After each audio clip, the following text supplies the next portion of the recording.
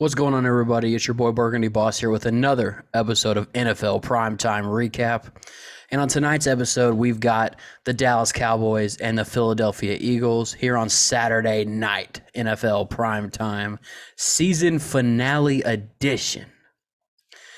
Before I get into this, I need to let everybody know. So after my uncle passed away last week with COVID complications, it became very apparent to me and my family that we all needed to get the vaccine.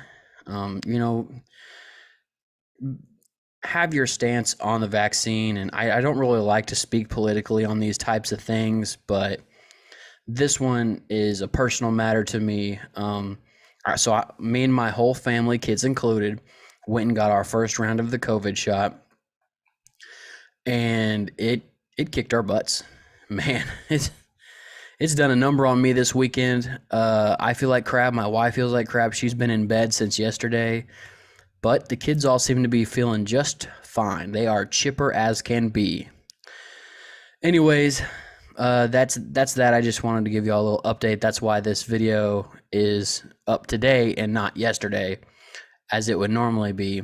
But for the Philly fans, for the Dallas fans, sorry it took me so long to get to this, but here we go.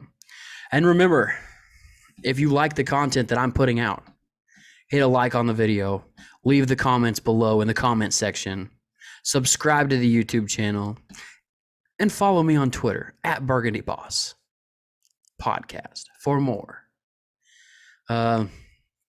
So let's get right into this thing. I think we all kind of thought Dallas was going to win this one. There had been mumbles that Philly was going to be resting a bunch of their guys, and they did. They did rest most of their guys, kind of. Offensively, it was really just Jalen Hurts.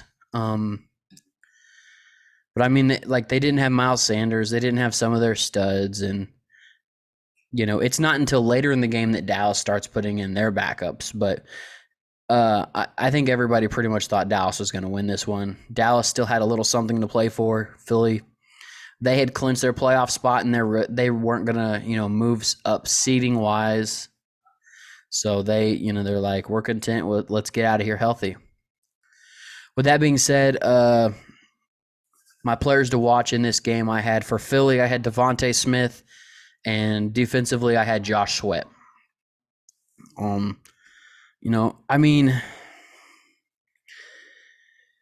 Devontae Smith had a decent game, 3 for 41, not the superstar game you would expect him to have, but a decent game at that. And defensively, Josh Sweat, I'm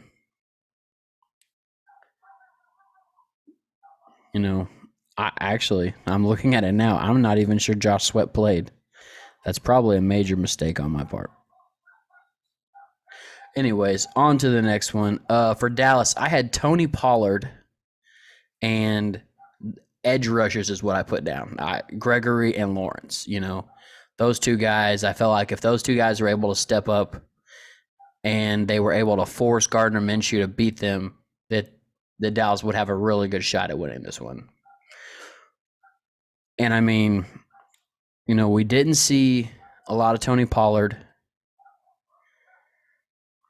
So that was kind of surprising. But, we did get a sack out of DeMarcus Lawrence and, another edge rusher, Terrell Basham. He comes in and he gets a sack as well. Some of their bench pass rushers are really looking nice. Like, some of their guys that they have behind their starters, like Osa Odigizua in the middle is really, looking nice. Tristan Hill, well, he's really not been what they expected out of him. I believe he was a second-round pick a couple years ago, but yeah, he really hasn't been all that great. So my keys to the game for Philly's offense, I put they must rely on the run game and control the ball. Well, they were not able to do that. They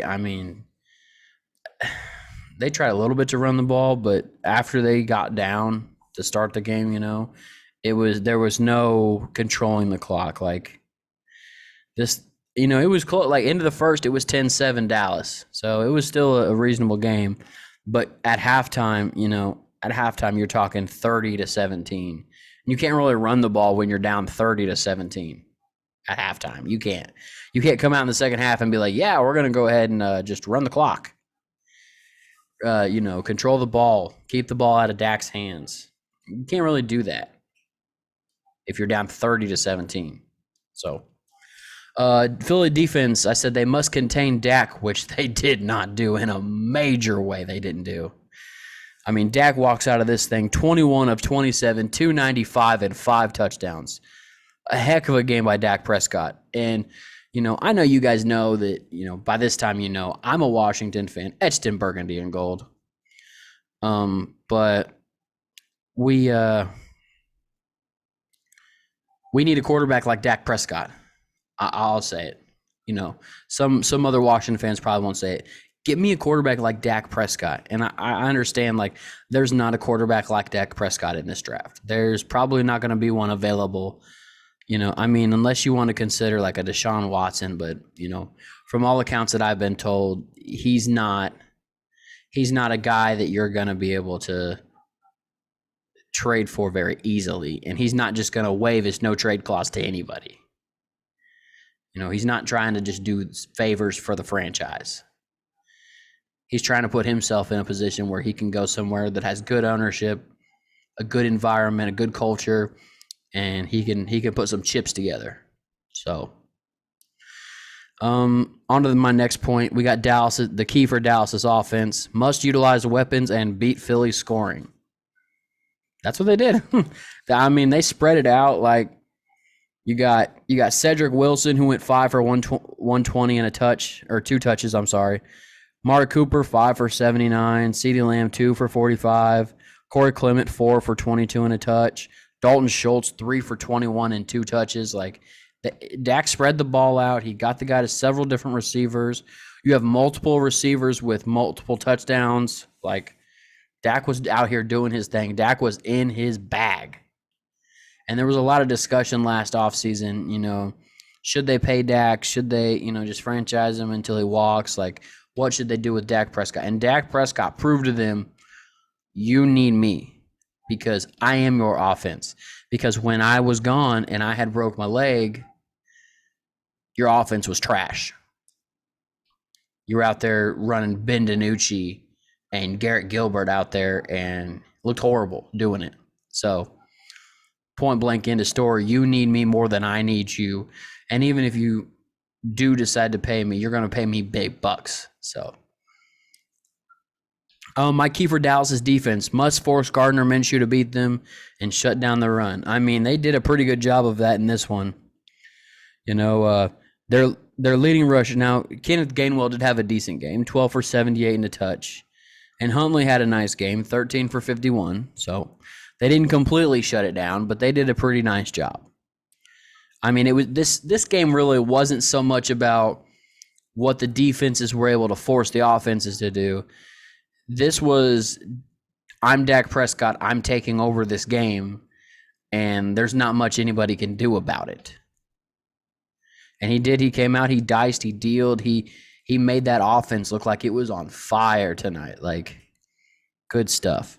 So Philly comes out on that opening drive and puts a pretty good drive together. And we see some good sideline toe work by Devontae Smith. And he's really showing why he won that Heisman. He's in a run heavy offense and he's still producing as a number 1 wide receiver as a rookie. Not really stuff we said about CeeDee Lamb. There's other stud rookie receivers who we couldn't say that same stuff about. So with that being said, keep that in mind. Devontae Smith is a budding star in this league. I wrote down as my next note, Dallas is and should cook these backup DBs Philly's got in. And that's what they do. They were playing hodgepodge, practice squad, corners and safeties, Kayvon Wallace and whatnot, up against Dak Prescott and, this quartet of stud receivers, and they were just dicing them up left and right. CeeDee Lamb would gash him for 20 yards, and then Amari Cooper would gash him for 20 yards, and Dalton Schultz would gash him for 20 yards. That's like bam, bam, one right after another. It's touchdown, touchdown, touchdown. I mean, it was relentless the entire game. That's what it was. And Dallas, don't get it wrong, Dallas ran the ball a little bit, but the story of this game was Dak Prescott terrorizing this Philly secondary. That's all there was to it. Philly wasn't playing for much, and Dallas was playing for seeding. The next one is Philly's got good depth on offense, especially O-line and running back. That was the point of the game where we really started to see Jason Huntley come out, and they're playing with third and fourth string guards and centers, and they're coming out and they're still plowing down that Dallas front, and they're moving the ball with Jason Huntley and third and fourth string guards and centers. Damn, son. So it was nice to see Philly has depth on their team. And my last and final note before I started, this game got out of hand, and so I just quit writing notes down. But Philly defense continues to struggle versus tight ends, and that goes to the point that I talked about earlier, Dalton Schultz. Dak was moving the ball around, and you had Jarwin and Schultz involved in this game, and Dalton Schultz 3 for 21 and 2 touchdowns. And Philly all year has struggled to cover the tight end. I think Philly needs major draft stock put into their secondary. So I mean, I read a stat earlier today that said that Philly is the first team with 3 first-round picks as a playoff team since the 2013 Vikings. Just think about that. They're a playoff team and they have 3 first-round picks. Miami's doing everything they can to make sure that that first-round pick that Miami sent them don't matter at all, because they're trying to run the score up on everybody. They're trying to, make their record as good as possible so they can maybe sneak into the playoffs and make that draft pick as low as possible. But we'll see. We'll see what happens. Dallas looked really good in this game. They looked really good, but, and everybody's going to tell you, well, it was against Philly's backups, and it was. It was against Philly's backups for all that it matters. But they still looked really good. Dak Prescott looks locked, loaded, and ready to go. These receivers, they've got these catches down. They're running crisp routes. They're catching everything. They're not dropping. They're not making mental errors. That offense is clicking on all cylinders. And Kellen Moore has got to be one of, if not the top head coaching candidate. They're going to lose both of their coordinators in Dallas. I'm pretty sure they know that, but they're going to lose both their coordinators this offseason, almost guaranteed. Kellen Moore and Dan Quinn are both gone. There's no way about it.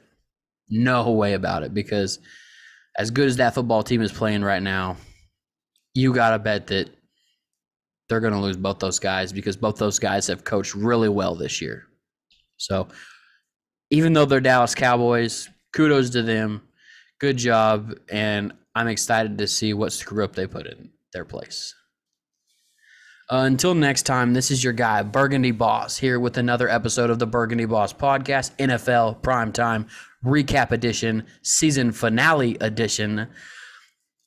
Stay tuned. We'll have draft stuff that's getting ready to come out. I'm working on quarterbacks right now, and I'm going to work my way through all the offensive positions.